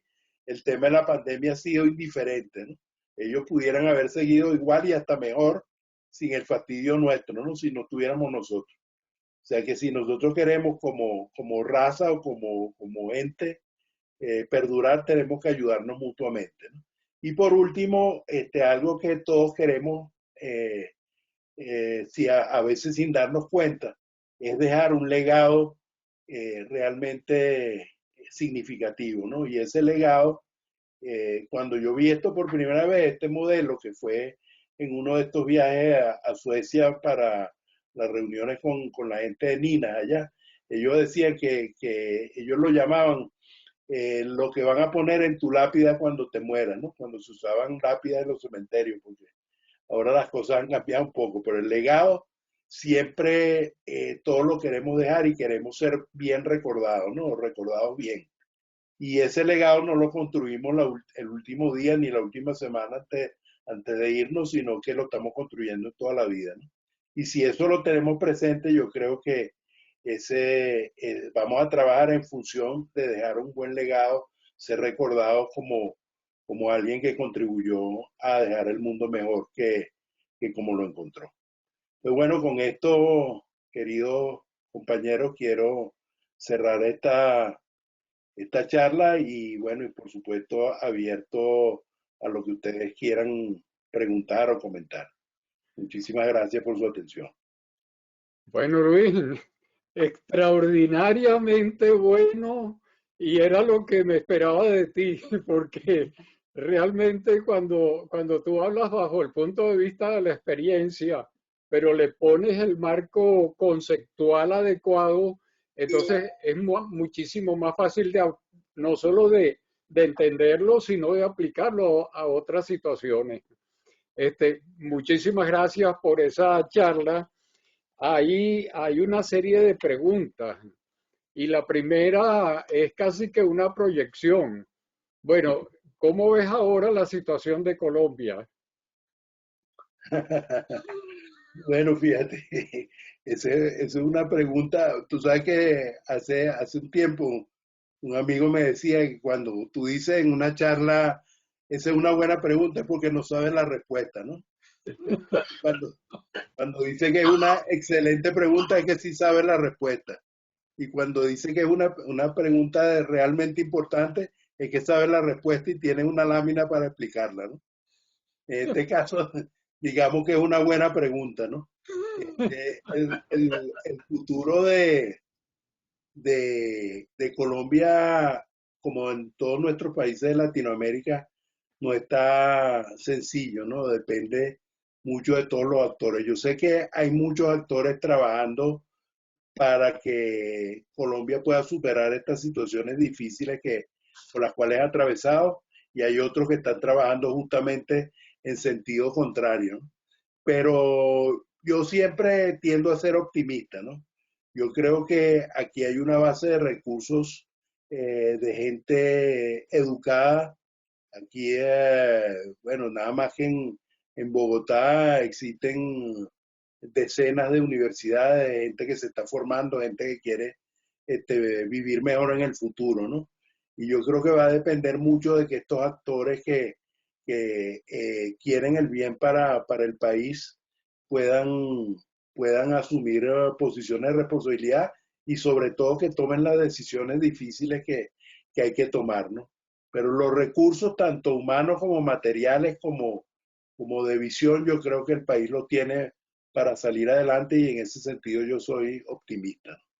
Y bueno, igual que nosotros en nuestro pequeño ámbito de esta empresa, en la cual estoy trabajando y donde tengo un equipo extraordinario de gente, podemos dar nuestro aporte. Yo creo que va a haber muchas más organizaciones, entidades, tanto del Estado como privadas, que van a dar soporte para salir adelante. Y en las entidades educativas tengo una gran confianza, ¿no? Yo desde hace más de unos cuantos años ya estoy vinculado al mundo académico y es un mundo muy robusto y que aporta mucho. Luis, te hacen otra pregunta aquí. La segunda nueva normalidad llevará al nacimiento de downtowns desiertos en las grandes urbes. Esto va a afectar tanto a los inversores en propiedades de oficina como a los prestadores de bienes y servicios y a sus empleados alrededor de estas. ¿Cómo crees que se puede abordar esta situación? Sin duda es algo real que ya lo estamos viviendo, ¿no? Tú sales hoy aquí a pasear por Bogotá y ves cantidad de oficinas desocupadas e inversiones que se estaban haciendo en oficinas que se han quedado allí en stand-by, ¿no? Yo considero que lo que hay que hacer o sea, y esa es mi opinión personal, obviamente, es actuar rápidamente. O sea, tú no te puedes sentar a esperar qué va a pasar, ¿no? Yo creo que hay que reconvertir muchos de estos activos para un uso diferente. Darle ágilmente un cambio en la manera de manejar estos activos y también en reconvertir a la gente, ¿no? Que la gente pueda tener actividades diferentes porque sí hay necesidad de muchas actividades diferentes, ¿no? Ahorita está habiendo yo creo que una reconversión profesional en mucha gente interesante, pero las personas que tienen posiciones de liderazgo tienen que sentarse a pensar, pero no pensar individualmente, sino a trabajar, intercambiar ideas para rápidamente tomar decisiones para aprovechar estos activos y reconvertirlos. Igualmente están surgiendo otras cosas. Por ejemplo, yo estaba asesorando hace tiempo una empresa que está dedicada al diseño de interiores y ahorita hay una altísima demanda de gente que quiere que le rediseñen sus casas y las conviertan, les hagan una pequeña oficina en la casa, ¿no? Igualmente, oficinas que se transformarán en viviendas con estas facilidades de oficinas internas y así sucesivamente. Sí. Igual, una vez más digo que soy optimista, ¿no? Yo pienso que hay mucha gente pensando en cómo hacer estos cambios. Lo que sí es importante es que se hagan rápido. Mira, complementando lo que dijiste, en la televisión española dieron un programa hace una semana de una arquitecto que dice que ya no tiene tiempo para atender a los clientes que quieren convertir las oficinas en viviendas. Y entonces Exacto. mostraba los ejemplos de reconversión de oficina en vivienda. Así que, Y, mira, bueno, en línea. tienen curiosidad por saber cómo es la composición de los recursos humanos de la empresa que manejas, edad promedio, niveles profesionales, diversidad. Yo le Bueno, pediría también que nos dijera qué productos dan y para qué clientes. bueno, esta es una empresa comercial. Yo creo que ustedes todos la deben haber visto en la televisión, este tipo de empresa que hace televentas, ¿no? Que tiene una serie de productos que se están publicitando en la televisión. Antiguamente esa era su principal vía de comunicación con el público y sigue siendo importante, pero ahorita por supuesto tenemos las herramientas digitales también, ¿no?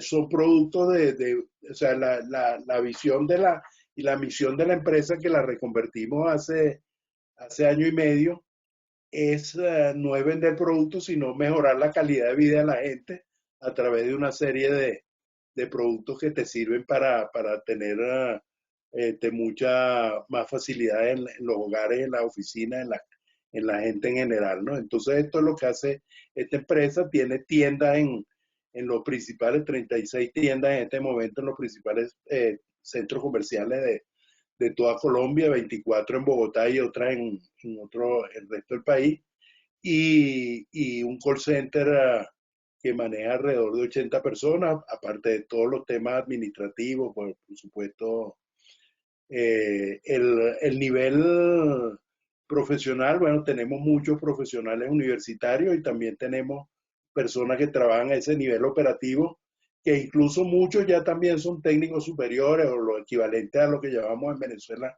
los técnicos superiores o profesionales universitarios que están trabajando en ese tipo de cosas. O sea, el nivel educativo es, yo diría, bastante bueno. La diversidad es total, ¿no? Tenemos muchos mujeres, muchas personas de todas las orientaciones y de todo tipo de poblaciones representativas que están dentro de la empresa, ¿no? Y la verdad es que es un equipo que como equipo se ha ido consolidando mucho. De hecho, el lema que establecimos es que la empresa es un solo gran equipo. Ok, mira, te dicen aquí muy educativo y de calidad la exposición, pero pareciera que la estrategia aplicada en la empresa que diriges también aplica en cualquier momento y no solo en época de pandemia. ¿Qué comentarios tienes? Sí, bueno, la verdad es que o digamos el hilo conductor de esto surgió antes de la pandemia, ¿no? Lo único que nos servimos para ordenar los pensamientos y ordenar el trabajo en un momento de apremio donde si tú te pones a inventar fracasas, ¿no? Entonces lo que nos sirvió esto que digamos de hilo conductor, que es aplicable ciertamente en cualquier momento con pandemia o sin pandemia, es para esas acciones tomarlas de una manera ordenada. Ahora, lo que sí es diferente y radicalmente diferente es que hay que hacerlo mucho más rápido, ¿no? Cuando tú estás en pandemia y tienes la mitad de la empresa parada porque no pueden ir a su sitio de trabajo, etcétera, etcétera, no puedes esperar 6 meses para madurar un proyecto, una decisión, ¿no? Tienes que ser mucho más ágil. Y eso fue lo que, yo diría que es la diferencia. Ahora eso, después que pase la pandemia, se queda como una práctica que te va a dar mucho más agilidad a la empresa. Ok, excelente.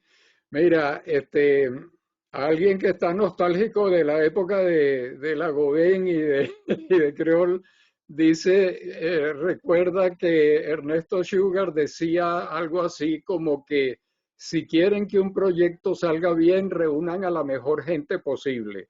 Todo lo demás es inútil con gente mediocre. ¿Quieren saber tu opinión de eso? Totalmente de acuerdo. Por eso, fíjate, yo diría que en los primeros 2, 3 días, eh, después del susto, que empezamos a decir, bueno, ¿qué vamos a hacer? Lo primero que hicimos es, bueno, ¿con quién contamos, no? Y con quién contamos no son nombre y apellido, es competencia, ¿no? Oye, ¿quiénes son buenos? ¿Quiénes son la gente que toma decisiones? ¿Quiénes son líderes naturales? Porque esos son los que vamos a utilizar para las tareas más difíciles, ¿no? Y para organizar equipos y llevar adelante las tareas, darle la responsabilidad, ¿no? Entonces, sin duda, eso que decía Ernesto es totalmente cierto, ¿no?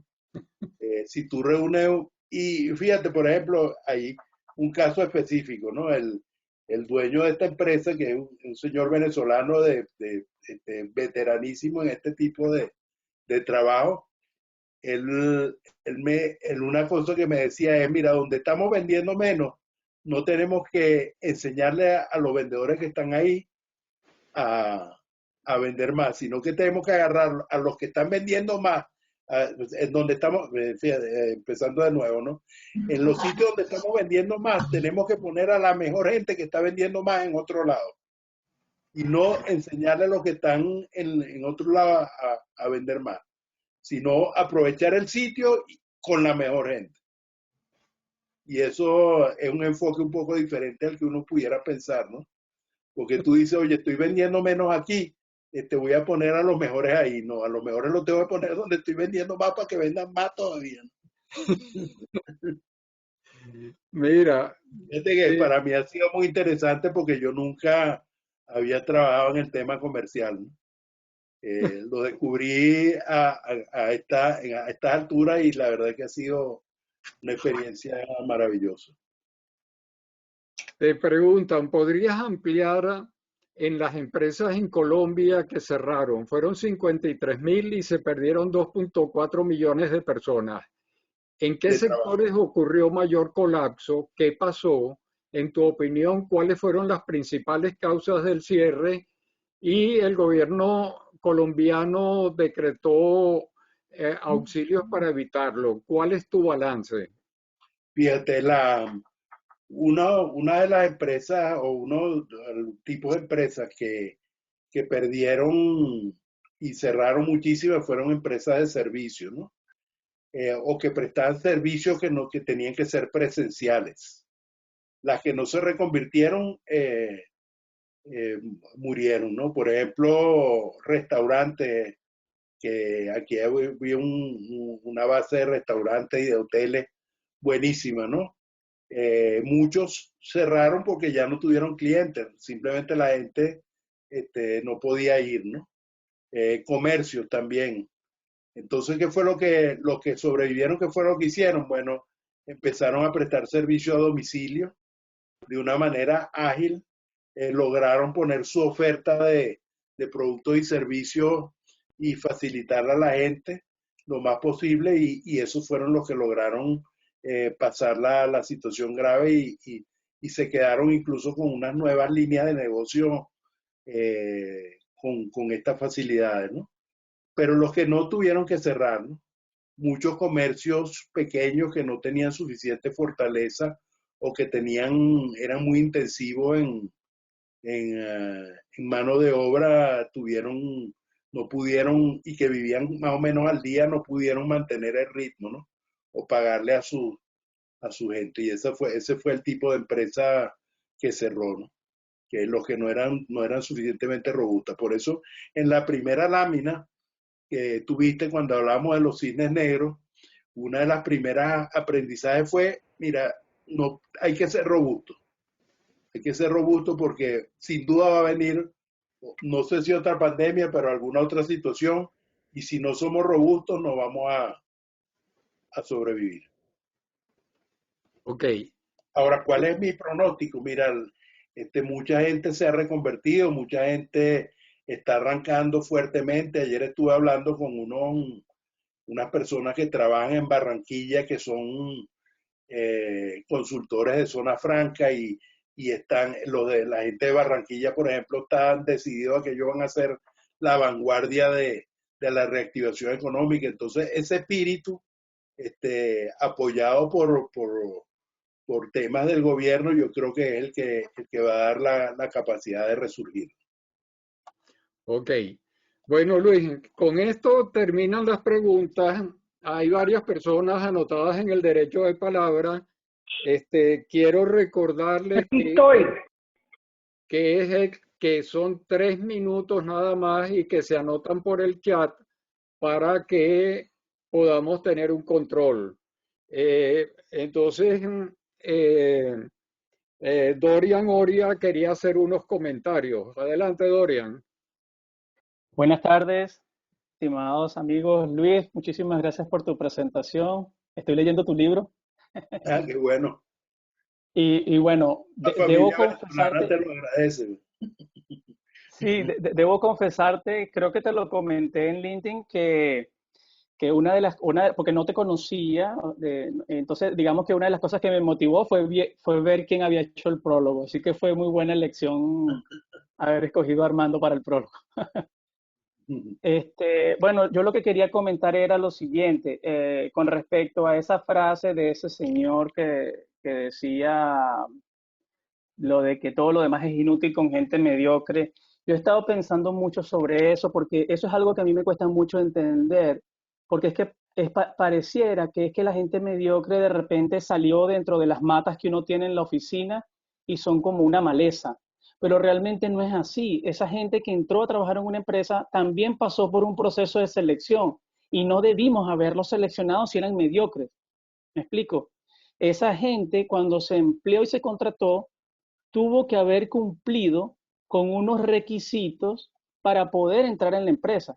Entonces yo me pregunto muchas veces, ¿por qué esa gente se convirtió en lo que nosotros llamamos mediocre? ¿Qué fue lo que pasó en el camino?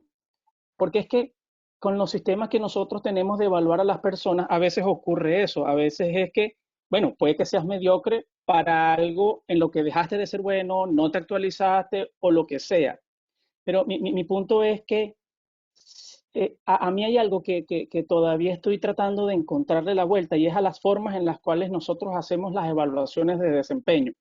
Entonces, ahorita que estoy estudiando eso, me doy cuenta que todavía seguimos con el modelo de 10% más o menos de los top, el 20 la barriguita esa del 80% de la gente que es lo que llaman B player y los C player que están en la cola.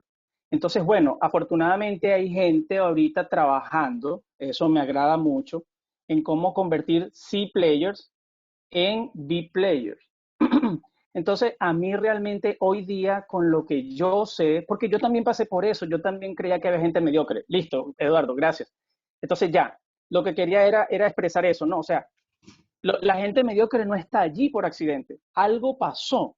La cosa es entonces cómo hago yo para para convertirlos en un B o un A player. Gracias. Yo quisiera hacer un breve comentario sobre lo que dice Dorian. Mira, Dorian, para empezar, la verdad, bien bueno que lo mencionas, porque yo, eso de llamar mediocre a la gente no me gusta para nada, ¿no? Yo no creo que nosotros podemos calificar a la gente de esa manera, ¿no? Una organización, si tiene gente que no está teniendo el desempeño que tiene que tener, como bien lo dices tú, es más culpa de la organización que de la propia persona, ¿no? Siempre lo que yo me refiero en mi exposición no es que haya una gente mediocre y una gente que es buena, sino que siempre dentro de todas las organizaciones, y eso lo sabemos, hay gente que en condiciones que son las que responden a las necesidades del momento, ¿no? Y en las necesidades de este momento había unas competencias muy concretas que tú necesitabas. Visión, toma de decisiones, mentalidad organizada, liderazgo de equipo, ¿no? Eso para esta situación era indispensable y por eso esa gente había que seleccionarla, ¿no? Pero eso no quiere decir que los demás sean mediocres, ¿no? Sino que pueden ser parte del trabajo coordinado por los otros. Bueno, tiene la palabra Nelson Olmedillo.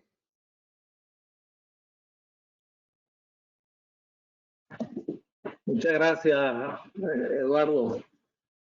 Bueno, Luis, una felicitación de nuestra parte por haber logrado exponer un tema tan amplio y tan profundo de manera sucinta y escoger varias de las ideas más importantes, ponerlas en la práctica, ¿no?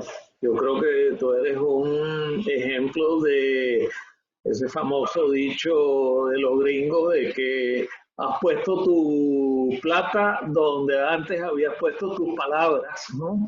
Y yo que leí tu libro, pues inclusive antes de publicarlo, doy fe de que estás siguiendo tu modelo bastante cercano, ¿no? Te felicito por eso. Quería hacer un comentario muy breve en relación a el hecho de que casi todos nosotros, los que estamos en esta audiencia, tenemos un interés común por el futuro de nuestra industria petrolera, ¿no? Y veo gente tan calificada como Francisco Monaldi y otros colegas, pues, que tienen ese interés hacia el futuro.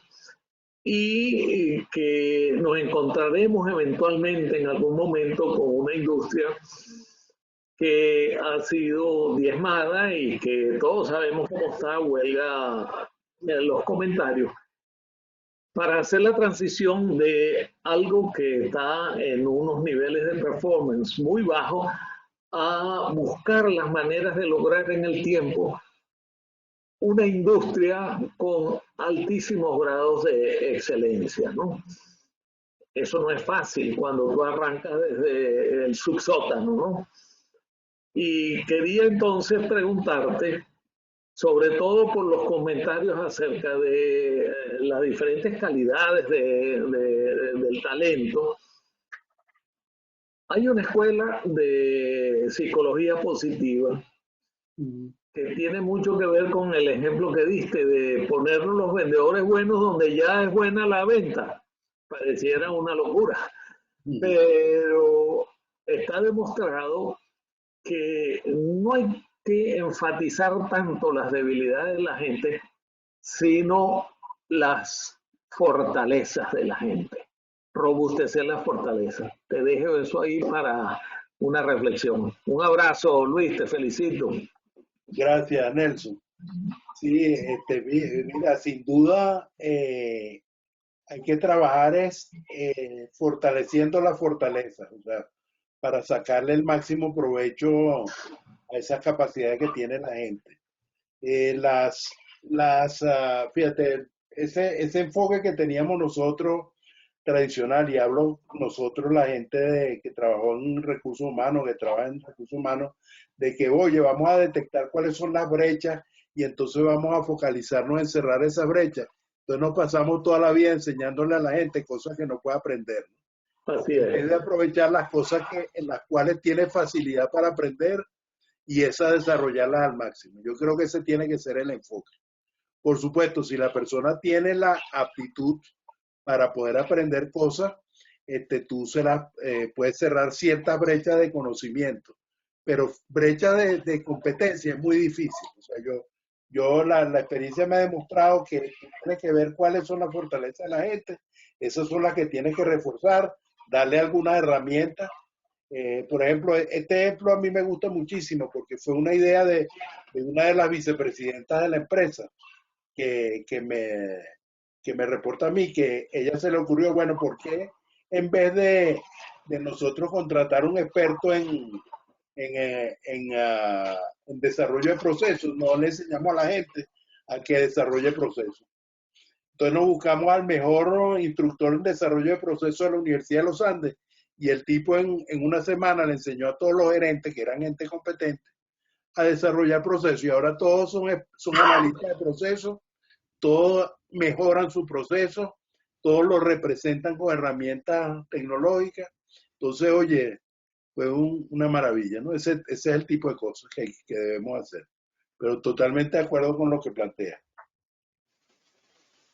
Bueno, Eduardo, conseguí un cronómetro en línea para medir el tiempo. bueno, ponlo. Tiene la palabra Héctor Partida.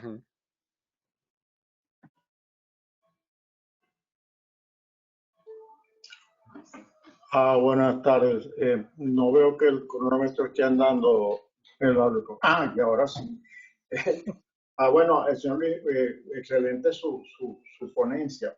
Sin embargo, me viene a la memoria a veces que nosotros, cuando tenemos una posición gerencial, en muchos casos, no logramos ver, no logramos detallar exactamente cuáles son las mejores posibilidades de nuestra gente.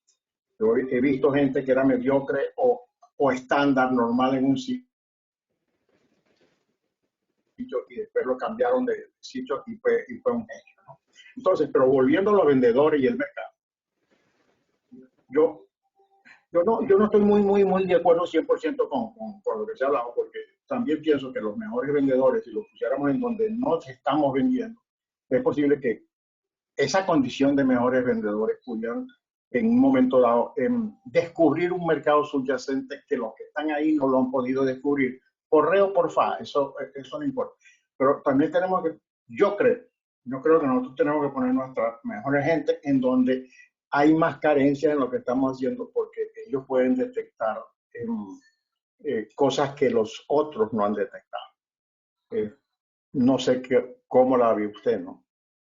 No, Héctor, mira, nada es 100% de una forma, ¿no? Tenemos que tener un pensamiento muy flexible en esto, ¿no? Pero lo que no debemos perder es el objetivo que tenemos, ¿no? El objetivo que tenemos cuando trabajamos en una empresa es que la empresa sea exitosa. ¿Ok? Si la empresa es exitosa en unos ciertos sitios, tú tienes que potenciar el éxito que tiene ahí. Sin duda, si tú pones un buen vendedor en un sitio que ha vendido poco hasta ahora, va a vender más. Pero ya hay otro sitio donde está comprobado que se puede vender más, él puede vender muchísimo más. Entonces, todo depende, tú mueves tus piezas según las necesidades, pero esta decisión va a depender mucho de cómo tú conceptualices el éxito de la empresa. Si el éxito de la empresa como empresa comercial es vender más y mejor, tú tienes que mover tu pieza para mover más y mejor. Si tú vas a poner a tu mejor vendedor en un sitio que se vende muy poco para que él cree el mercado ahí, a lo mejor estás desperdiciando oportunidades en otro sitio donde están los mangos bajitos para vender muchísimo más. Pero eso no quiere decir que no lo puedas hacer, ¿no? En un momento dado si lo consideras necesario y conveniente. No son reglas rígidas, ¿no? Lo importante, lo que sí es muy importante de lo que tú dijiste, y lo dijiste al principio, es que tú tienes que conocer mucho a la gente. O sea, tú tienes, para poder decir dónde vas a utilizar la capacidad de una persona, tienes primero que conocer a la persona. Y eso es mucho en lo que fallamos a veces los gerentes o los líderes de empresa, ¿no? Que no conocemos a la gente. y nos perdemos muchas de sus capacidades por no conocerlas. Entonces tenemos que dedicarle tiempo a conocer a la gente a fondo y a conocer sus capacidades para poderlas utilizar mejor. Okay. Gracias, señor Luis. Mucho, mucho. Ok. Tiene la palabra Juan Uric. Saludos, ¿cómo están? Luis, me excuso de haber llegado tarde porque hay cosas que uno no puede dejar de hacer, y te agradezco muchísimo el comentario que hiciste en relación a lo que escribí sobre cómo vivíamos en los campos petroleros. Dicho eso, mira, tomé lo último que dijiste sobre cómo los colombianos están emprendiendo y resolviendo todo esto del COVID. Y eso me llamó la atención porque yo ahorita estoy tomando un curso en el IESA sobre gerencia de agronegocio. Todos esos muchachos no llegan a 45 años y todos son empresarios, ¿no? Desde la gente que, o sea, directivos de Covencar, de todo el sector ganadero, y personas un poco mayores como la gente de Aso Portuguesa. Y tú te das cuenta cómo esa gente, aplicando esos modelos asociativos y entendiéndose entre ellos, han logrado capear, ¿no?, toda esta desgracia que vivimos y bueno, y de alguna manera u otra están progresando. Al punto que mucha gente ha criticado que están exportando carne en pie. Bueno, sí, eso lo hacían mis abuelos en el Orinoco a principios del siglo, pero esa gente ya tiene el rumbo definido de cómo lo van a exportar en canal y después cómo lo van a exportar procesada. Entonces eso es asombroso y eso es una de las cosas que nosotros en este país me hace sentir muy animado, ¿no? Sobre todo en estos últimos tiempos.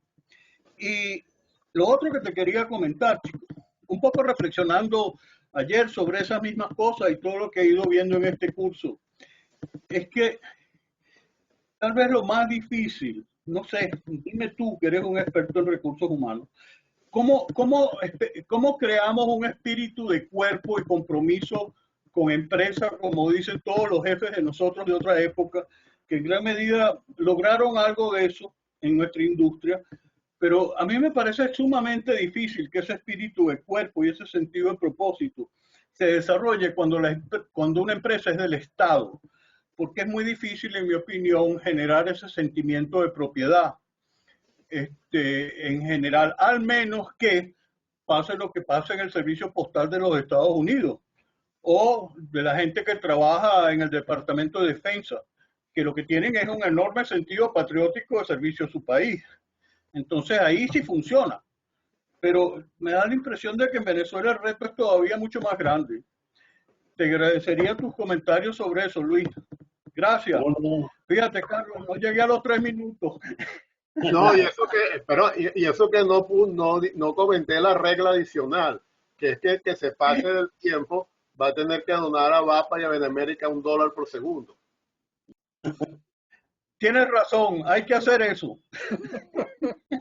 Bueno, qué bueno ver a mi amigo Juan Uric de los viejos tiempos desde el Colegio La Salle.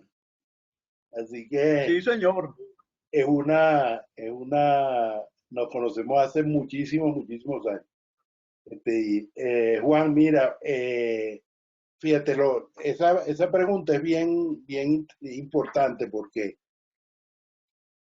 yo he llegado a la conclusión, después de tantos años y tantas cosas que hemos pasado, que lo único que une a la gente son dos cosas. Una, tener un sentido de propósito compartido. Entonces tú tienes que determinar cuál es ese elemento que puede servir como un sentido, que le dé un sentido de propósito compartido a todos, ¿no? Pero para que eso ocurra, tú tienes que creer en eso. O sea, la gente detecta cuando no es cierto. O sea, detecta cuando el líder lo está engañando de una cierta manera y está hablando de cosas que no son ciertas. Oye, que esta es la visión y no sé qué. Si el líder no lo cree, la gente lo percibe, ¿no? Entonces, tiene que haber un propósito que el líder transmita, pero que sea de verdad, que pueda transmitirlo y que pueda compartirlo, por un lado. Y por otro lado, la responsabilidad. O sea, tiene que ser la combinación de las dos cosas. Si tú tienes un propósito, a esas personas que tú quieres unir en ese equipo, en ese propósito, tienes que darle responsabilidad por parte del logro de ese propósito. Pero no una responsabilidad etérea de que todos somos responsables y tal, no, no. Responsabilidad por un proceso, responsabilidad por un resultado, responsabilidad por un equipo, responsabilidad por una administración, una responsabilidad clara y concreta. Si tú haces esas dos cosas, mantienes a la persona informada, le reconoces sus logros, le escuchas sus opiniones, tú vas a lograr ese trabajo conjunto. Y eso va a ocurrir en cualquier organización, sea del Estado, sea privado, lo que sea. Igualmente, si no lo hace, va a hacer que esa organización ya como tal sea una organización mediocre. Entonces, para mí, en eso se resume, claro, hay muchas más cosas que se pueden hablar, ¿no? Igual que antes hablaba, se mencionó el tema de las evaluaciones de desempeño. Bueno, sobre eso podemos hablar todo un día, ¿no? Todas esas son herramientas, pero la realidad del concepto es ese, ¿no? Compartir el propósito, pero compartirlo de verdad, y asumir responsabilidad por parte concreta de cómo lograr ese propósito. Bueno, tiene la palabra Gracias. Alfredo Gruber.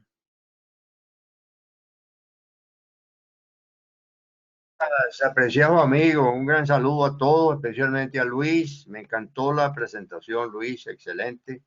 Y la experiencia pues que ustedes han tenido pues en la forma como rescataron su empresa y la modernizaron y así está siendo muy exitosa, pues. Entonces eso me trae a colación nuestra industria petrolera y petroquímica venezolana. En un país donde funcionan los servicios públicos, especialmente, es decir, no funcionan los servicios públicos, especialmente el Internet, en un ambiente de trabajo donde prevalece el amiguismo, el partidismo, el amponato y la corrupción, en donde los trabajadores de experiencia que nosotros formamos ya no existen, en donde no hay exposición a tecnologías comunicacionales y modernas, y tampoco hay valores de ningún tipo, porque todo eso se acabó. Aquí tenemos un reto gigantesco para llenar ese vacío generacional que nos lleve a estándares de operación eficiente y segura. ¿Qué me puedes tú decir en cómo abordar ese tema, Luis? Porque eso es una prioridad número uno, ¿no?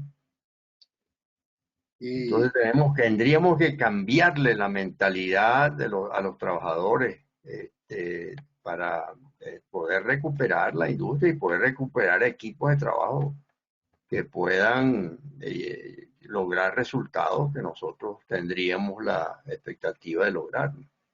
Entonces quería tus comentarios al respecto. Gracias, Alfredo. Oye, ese tema tú sabes que es fundamental para todos nosotros, al menos pensar en eso, ¿no? Yo esto lo veo en tres vertientes, ¿no? Una vertiente cultural, que para mí es la básica y la importante, ¿no? La más importante, que es lo que tú mencionas, ¿no? Cambiar la mentalidad de la gente. Sabemos que eso no es nada fácil, pero es indispensable. O sea, ahorita nosotros tenemos que hacer un cambio cultural, tendríamos que hacer un cambio cultural de toda la gente que está en estos momentos, no los que están trabajando allí, sino del sector como un todo para poder echar para adelante. Eso significa pasar de una mentalidad rentista o una mentalidad conformista, etcétera, a una mentalidad emprendedora, una mentalidad empresarial, una mentalidad como en algún momento la tuvimos, pero mejor todavía, o sea, con otros requerimientos que son lo de nuestra época, ¿no? Una mentalidad de mejores prácticas, de vanguardia tecnológica, etcétera. Eso, el cambio cultural, bueno, como tú lo sabes, yo durante muchos años he trabajado ese tema y tiene muchas implicaciones, que va desde conceptualizar el cambio, ver cuál es, caracterizar las conductas asociadas, el soporte estructural que le tiene que dar a esa conducta y los recursos que tiene que meterle, que son bastantes, ¿no? De todo tipo para que eso lleve para adelante. Una vez dicho esto, tienen los aspectos administrativos. Tú tienes que montar, como decíamos en el caso que les mostré hoy, ¿no? Vamos a organizarnos. Vamos a organizarnos significa que voy a estructurar lo que yo necesito para que el negocio funcione. Y eso tiene como principal motor el tener un propósito común que hemos mencionado y el tener una serie de sistemas administrativos que funcionen, que hoy en día, te voy a decir, son más fáciles de montar que lo que eran antes, ¿no? Porque hay muchas cosas que están estandarizadas, hay muchas cosas que tienen apoyo tecnológico, que si tú tienes un buen liderazgo y una buena gerencia, lo puedes montar, ¿no? Y el tercer aspecto es el aspecto laboral, ¿no? En el cual, por ejemplo, Nelson y Héctor han estado trabajando tanto y pensando tanto en eso con la gran experiencia que hemos tenido a lo largo de los años, ¿no? Montar una fuerza laboral en una industria que es muy intensiva todavía en mano de obra y eso requiere un pacto social diferente, requiere un entendimiento diferente, requiere líderes laborales y sindicales diferentes, entonces sobre esa tercera vertiente es la que habría que trabajar. Hay acciones concretas que se pueden tomar, bueno, nos tomaría tiempo y cuando quiera lo podemos hablar al respecto para intercambiar ideas, porque yo sé que tú también tienes muchas ideas al respecto, pero yo creo que esas son las tres vertientes, ¿no? La vertiente cultural, la vertiente administrativa y la vertiente laboral, que hay que atacarla como es y cada uno de estos ejes tiene sus bemoles y sus temas que atender.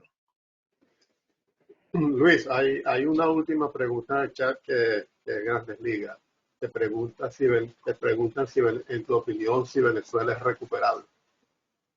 Oye, esa pregunta es súper importante. Fíjate, yo cuando yo pienso en eso, me acuerdo de un libro que tenía mi papá en su biblioteca hace muchísimos años. Mi papá tenía una gran biblioteca, cosa que yo agradezco mucho porque ahí leí de todo un poco, ¿no? Y él tenía un libro escrito por aquel famoso gran editor y empresario de prensa venezolano Miguel Ángel Capriles, que el libro se llamaba Siempre habrá Venezuela. Y yo creo en eso, ¿no? Yo creo que siempre va a haber Venezuela, que va a ser muy difícil de recuperar, pero va a recuperarse eventualmente, porque los países no desaparecen, no fracasan. Y yo creo que la devastación que ha sufrido nuestro país en estos tiempos se parece a la que sufrió durante la Guerra Federal, ¿no? Fue una devastación de barbarie, de acabar con todo lo establecido, con todas las instituciones que precariamente se habían reconstruido después de la Guerra de Independencia, que también fue otra debacle y que acabó con el orden que había anteriormente, ¿no? Pero el país se recuperó, el país creció, el país se reorganizó y eso eventualmente va a pasar, ¿no? Ahorita, ¿cuál es la diferencia? Que la base de recursos humanos que tiene el país dentro y fuera es muy superior a la que había en aquellos tiempos, ¿no? Independientemente de que haya mucha gente con sus problemas de una cultura negativa arraigada en este momento, también hay una base de recursos que son los que al final deben hacer esta recuperación. Que se va a tardar, que para llegar al nivel que teníamos de desarrollo anteriormente va a tomar tiempo. Sí es cierto, pero yo sí creo que es recuperable y que lo que sí va a requerir es el concurso de todos, bien sea de cerca o de lejos, vamos a tener que contribuir lo que podamos con eso, ¿no? Porque es nuestro compromiso. Pero ahí yo sí creo que hay un propósito que nos va a unir a todos, ¿no? Si lo sabemos orquestar bien y lo sabemos conceptualizar, eso es lo que nos va a unir a todos. Gracias, Luis, por esa opinión. Bueno, en nombre de VAPA en América, realmente te damos las gracias por esta amplia e interesante charla, intercambio de opiniones que creo que ha sido muy constructiva. Algo que me llamó mucho la atención fue sobre el convertir a todo el personal de tu organización, sobre todo la parte gerencial, en analista de procesos. Sí. Yo no sé si podemos más adelante tener una pequeña charla genérica sobre cómo convertir un equipo gerencial, una organización en que todo el mundo se analice el proceso. Sería muy interesante para la audiencia. ¿Cómo no? Te agradecemos entonces bastante la reunión. Vamos ahora a cerrar formalmente esta presentación y